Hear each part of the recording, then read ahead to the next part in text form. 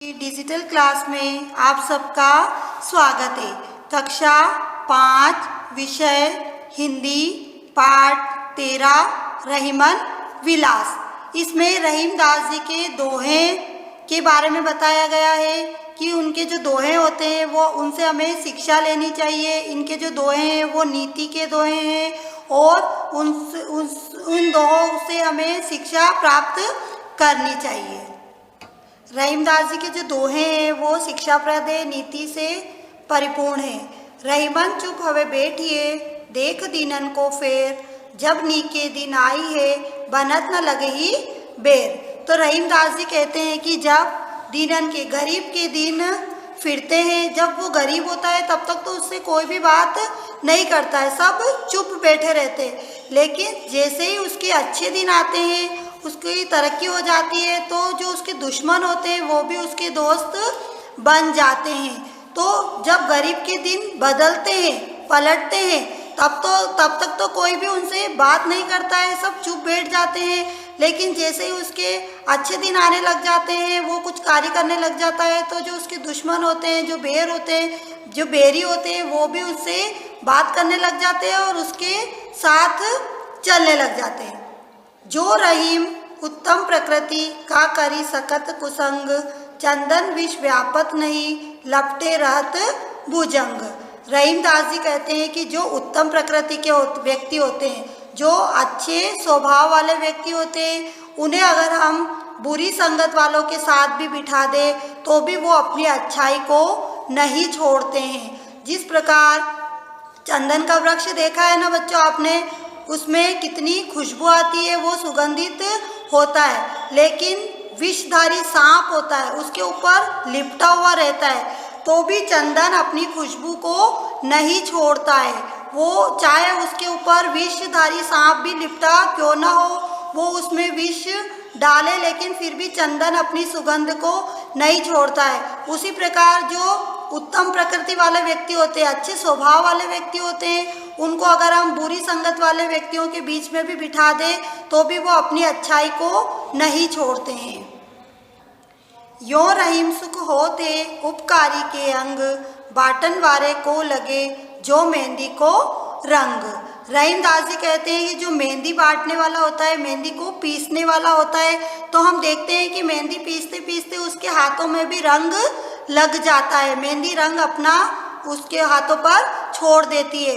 उसी प्रकार अगर हम किसी का उपकार करते हैं, किसी की भलाई करते हैं, तो हमें क्या होता है, सुख की प्राप्ति होती है, हमें बहुत ही अच्छा लगता है। जिस प्रकार मेहंदी अपना रंग सब तरफ बिखेर देती है, उसी प्रकार दूसरों की भलाई करने वाला व्यक्ति भी सुख की प्राप्ति करता है। रहीमन देखी बड़ेन को लगू न दीजिए डारी, जहाँ काम आवे सुई कहाँ करे तरवारी। तो रहीमदास जी कहते हैं कि जिस प्रकार जो चीज़ जहाँ पर काम आती है उसी को वहीं पर उपयोग में लेना चाहिए। ऐसा नहीं देखना चाहिए कि ये बड़ा है तो इसको हम मान दें, या छोटा है तो उसको हम बिल्कुल नहीं पूछे।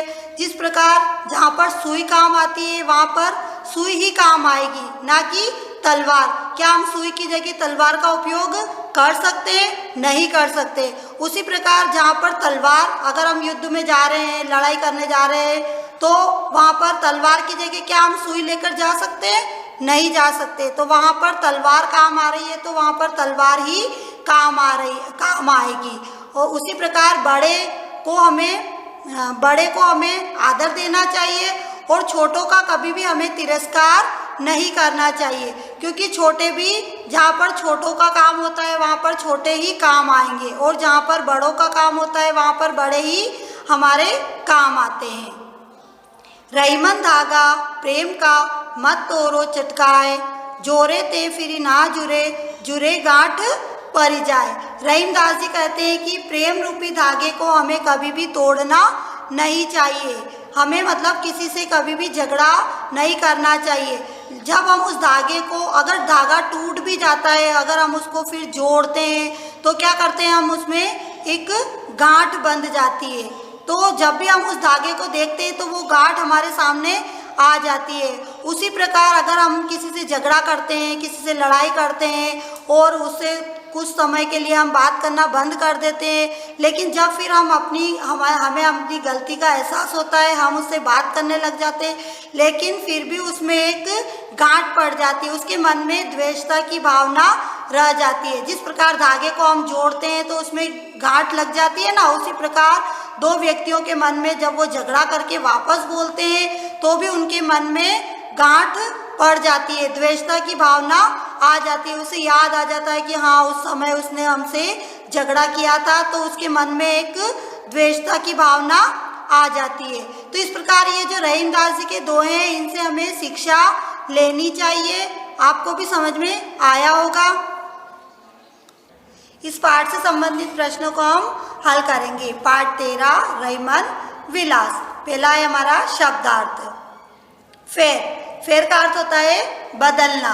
नीके, नीके का मतलब होता है अच्छे। उत्तम, उत्तम का अर्थ होता है अच्छा। लघु, लघु का मतलब होता है छोटा। प्रकृति, प्रकृति का अर्थ होता है व्यवहार या स्वभाव। तरवारी, तरवारी का मतलब होता है तलवार। कुसंग, कुसंग का अर्थ होता है बुरी संगत। तोरो, तोरो का अर्थ होता है तोड़ना। विष, विष का अर्थ होता है जहर। जोरे, जोरे का मतलब होता है जोड़ना। भुजंग, भुजंग का अर्थ होता है सांप। जुरे, जुरे का अर्थ होता है जुड़ा, जुड़ा हुआ। गांठ, गांठ का मतलब होता है गठान या गिठान। बाटन वारे, बाटन वारे का अर्थ होता है पीसने वाला। अगला प्रश्न हमारा सही जोड़ी बनाइए। धागा प्रेम का क्या आएगा? मत तोड़ो चटकाए। जहाँ काम आवे सुई, कहाँ करे तरवारी। चंदन विष व्यापत नहीं। रहीमन देख बड़ेन को, लघु न दीजिए डारी। अगला प्रश्न हमारा रिक्त स्थानों की पूर्ति कीजिए। इसका पहला है अभ्यास करने से डैश भी समझदार हो जाता है। तो अभ्यास करने से कौन समझदार हो जाता है? मूर्ख, मूर्ख भी समझदार हो जाता है। अगला है प्रेम रूपी डैश कभी नहीं तोड़ना चाहिए। प्रेम रूपी धागा कभी नहीं तोड़ना चाहिए। अगला है चंदन के पेड़ पर डैश का कोई असर नहीं होता। किसका नहीं असर होता है? विष का। अगला है रहीम के अनुसार जहाँ डैश का उपयोग हो वहाँ तलवार कुछ नहीं कर सकती। किसका उपयोग हो? जहाँ सुई का उपयोग हो वहाँ तलवार कुछ नहीं कर सकती। अगला प्रश्न हमारा अति लघुत्तरीय प्रश्न। निम्नलिखित प्रश्नों के उत्तर एक वाक्य में दीजिए। इसका पहला प्रश्न है जब अच्छे दिन आते हैं तब क्या होता है? उत्तर है जब अच्छे दिन आते हैं तो दुश्मन भी दोस्त बन जाते हैं। अगला प्रश्न है उपकारी को सुख की प्राप्ति की तुलना किस प्रकार की गई है? इसका उत्तर है उपकारी को सुख की प्राप्ति की तुलना बटी हुई मेहंदी से की गई है। अगला प्रश्न है रहीम ने कब चुप बैठने के लिए कहा है? उत्तर है जब हमारे दिन बदलते हैं तब हमें चुप बैठने के लिए कहा है। अगला है लघुत्तरीय प्रश्न। इसका पहला प्रश्न है अच्छे स्वभाव वाले मनुष्य के क्या लक्षण है? उत्तर है अच्छे स्वभाव वाले मनुष्य को अगर कुसंगति में भी बिठा दिया जाए तो भी वह अच्छा व्यवहार ही करेगा, अर्थात वह स्वभाव नहीं बदलेगा। अगला प्रश्न है दूसरों की भलाई करने के लिए क्या लाभ, दूसरों की भलाई करने से क्या लाभ होता है? इसका उत्तर है दूसरों की भलाई करने से सुख की प्राप्ति होती है तथा जिसकी भलाई करते हैं वो हमेशा दुआ ही देता है। अगला प्रश्न है रहीम ने प्रेम संबंध तोड़ने को क्यों मना किया है? उत्तर है क्योंकि प्रेम संबंध एक बार टूटने पर वापस नहीं जुड़ता है। अगर जुड़ भी जाए तो भी उसमें गांठ पड़ जाती है, अर्थात मन में द्वेषता आ जाती है। प्रश्न 4 है बिगड़े काम कैसे बन जाते हैं? उत्तर जब हमारे अच्छे दिन आते हैं तो सारे बिगड़े काम भी बन जाते हैं। तो बच्चों हमारा ये पाठ समाप्त हो गया है। आपको जो भी पढ़ाया है आपको समझ में आया होगा और जितने भी इसमें प्रश्न उत्तर करवाए गए हैं वो सारे आपको अपनी कॉपी में लिखना है और याद भी करना है। धन्यवाद।